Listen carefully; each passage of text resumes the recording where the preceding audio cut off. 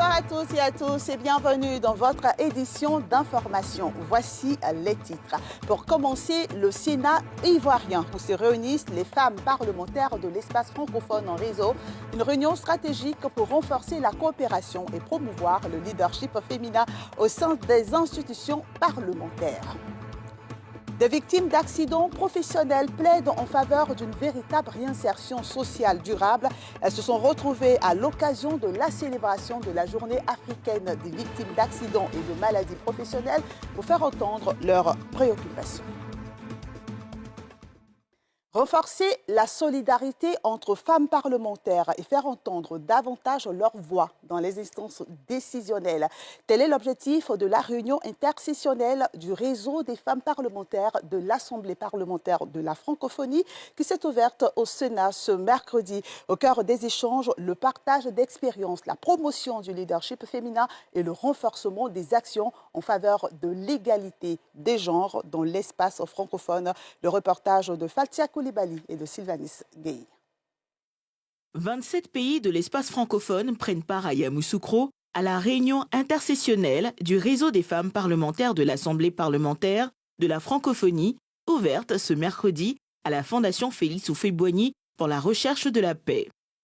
Une rencontre d'envergure qui offre un cadre d'échange et de réflexion sur les enjeux liés à la participation effective des femmes à la vie politique, économique et sociale. Des réunions interparlementaires qui permettent vraiment d'avoir plus d'outils qui concernent les femmes et qui vont aussi nous aider sur le terrain à mettre en pratique ce que nous allons apprendre ici. En tant que parlementaires et surtout en tant que femmes, nous attendons de ces réunions-là des conclusions qui vont nous aider à amorcer vraiment l'émergence. Cette initiative est menée par le Sénat et le réseau des femmes parlementaires de l'Afrique parlementaire de la francophonie, APF. La responsabilité du changement nous incombe pleinement en notre qualité de femmes parlementaires. Femmes de responsabilité, femmes d'engagement, femmes de conviction.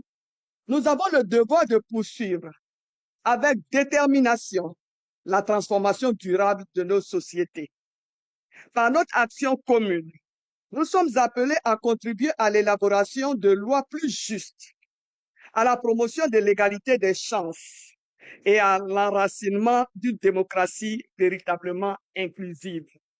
Il est essentiel que les femmes puissent exercer leur mandat en toute sécurité, dans un environnement respectueux et indépendant. Face à ces défis, l'Assemblée parlementaire de la francophonie a choisi d'agir concrètement. Elle s'est dotée notamment de 2 outils essentiels. Le premier est une politique de prévention et de gestion du harcèlement. Le second est un corpus législatif sur la budgétisation sensible au genre. 3 jours d'échanges, de panels et de partage d'expériences pour faire avancer la place des femmes dans les instances de décision. Créé en 2002, ce réseau œuvre à renforcer leur représentation tout en favorisant la solidarité entre parlementaires francophones. Et après cette dynamique institutionnelle portée par les femmes parlementaires, place à une autre réalité sociale, celle des travailleurs confrontés aux risques professionnels. Les victimes d'accidents du travail vivent souvent avec des séquelles physiques et psychologiques durables. Longtemps confrontées à l'isolement et à des difficultés de réinsertion, ces victimes se sont retrouvées ce mercredi à l'occasion de la célébration de la journée africaine des victimes d'accidents et maladies professionnelles, réunies à l'initiative de la Fédération ivoirienne des personnes victimes d'accidents du travail et maladies. Elles ont abordé les différents défis liés à leur insertion professionnelle. Le reportage de Thiemé Dongé et de Tanguy Konan. Il y a eu 2 individus montant sur le train que je surveillais avec des cisailles. C'est en courant derrière eux qu'il y a un des 2 qui était derrière qui m'a poussé, puis mon pied a trébuché et le train qui venait et ça m'a juste mon pied. Et lui sans pour lentement, il n'y a rien de suite. Je soulevais un sac de matière et mon dos a claqué. À la suite des examens, des scanners, J'ai été déclaré à une hernie discale et j'ai été opéré de la colonne vertébrale. Après l'intervention chirurgicale, le docteur a voulu qu'on me reclasse et le service a refusé. Leur histoire est différente. Au bout, même infortune, l'accident du travail. À l'initiative de leur fêtière qui fait de leur épanouissement son credo, tous participent aux festivités 2026 de la journée qui leur est dédiée.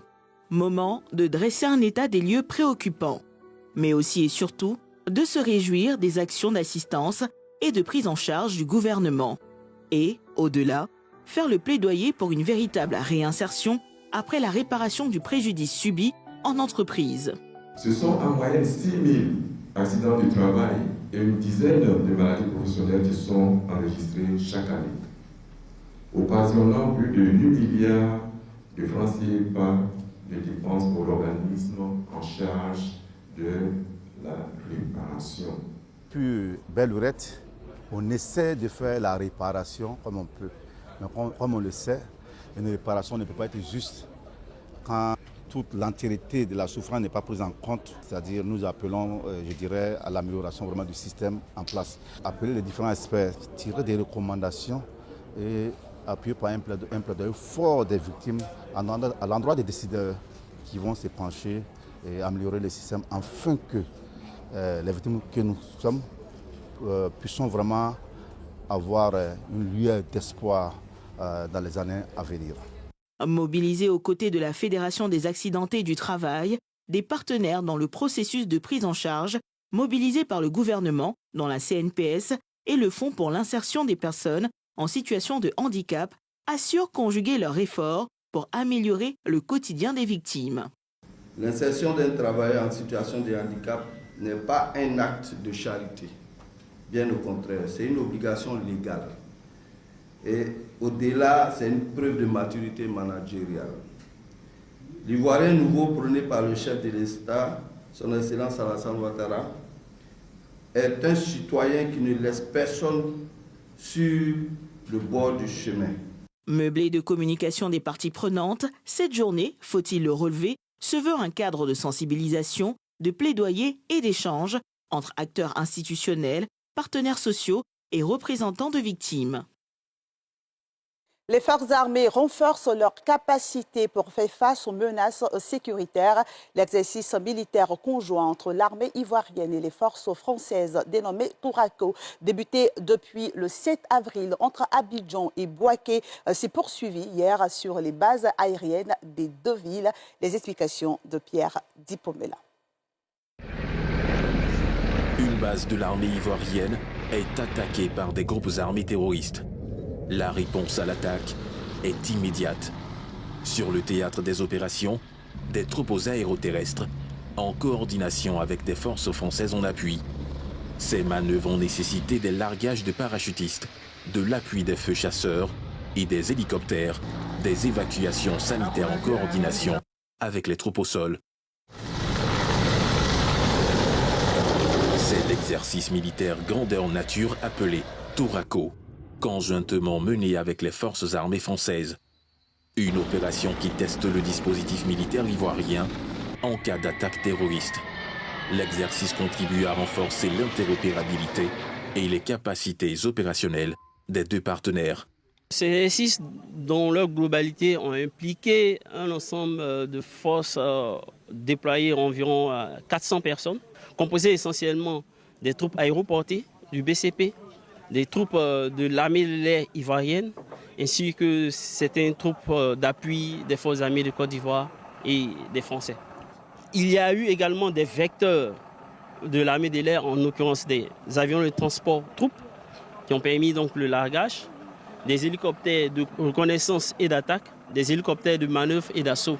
Le but, c'est que nous travaillons conjointement pour voir les procédures des uns et des autres, afin de faire monter en gamme et au mieux possible les forces armées ivoiriennes.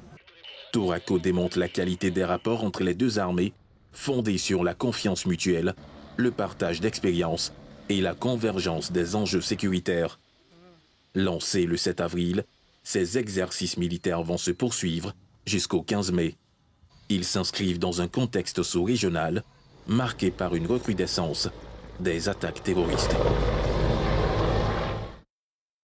Et place maintenant à la formation des futurs cadres de l'administration ivoirienne. 60 promotions, des milliers de cadres formés et une institution solidement ancrée au cœur de l'appareil de l'État. C'est tout le parcours de l'École nationale d'administration de Côte d'Ivoire qu'a lancé les festivités marquant la célébration de sa 60e promotion. Pour ouvrir ses activités, une conférence inaugurale s'est penchée sur une problématique d'une brûlante actualité. L'orpaillage illégal, ses enjeux et ses défis pour la Côte d'Ivoire. Cette conférence a été prononcée par le ministre de l'Environnement et de la Transition écologique, Abou Bamba. Les explications de Salif Yalekwe et d'Eric Kimo.